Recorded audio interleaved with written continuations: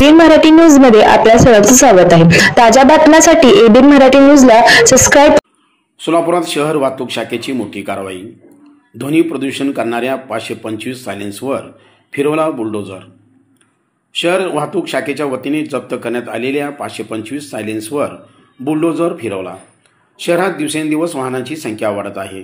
नागरिकांकडून आणि विशेषतः तरुण मुलांमध्ये बुलेट सारखी दुचाकी वाहन वापरण्याचे प्रमाण जास्त आहे। त्यामुळे सदर वाहनांना मॉडिफाईड सायलेन्सवर बसून अशी दुचाकी वाहने मोठ्याने सायलेन्सवरचा आवाज करीत मिरवणुकीमध्ये अथवा कॉलेज समोरून जाण्याची तक्रारी वारंवार वरिष्ठांना प्राप्त झाल्या आहेत। या अनुषंगाने पोलीस आयुक्त एम राजकुमार यांचे निर्देशानुसार पोलीस उपायुक्त मुख्यालय गौर हसन, सहाय्यक पोलीस आयुक्त सुधीर खिरडकर यांच्या मार्गदर्शनाखाली सोलापूर शहरात बुलेट सायलेन्सवर मॉडिफाईड सायलेन्सवर बाबत दैनंदिन विशेष मोहीम राबविण्यात येत आहे।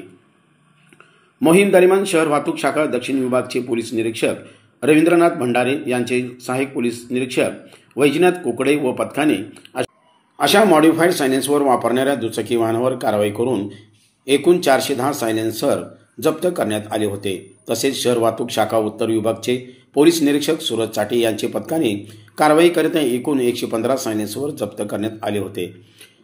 शहर वाहतूक शाखेने सर्व एकूण 525 सायलेन्सवरचा बुलडोझरने नाश करण्यात आले।